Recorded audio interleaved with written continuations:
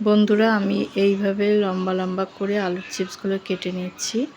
4 ফালি করে নিয়েছি আলুটা কেটে, তারপরে এইভাবে নিয়ে আমি চিপসগুলো কেটে নিচ্ছি।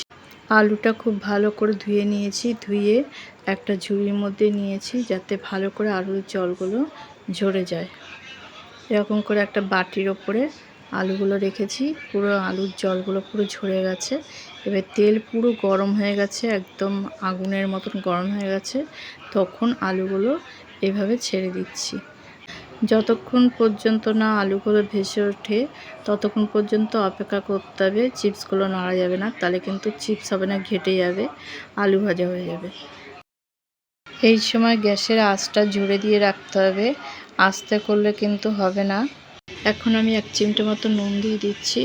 আলুর চিপসে একটু নুন দিলে খেতে ভালো লাগে।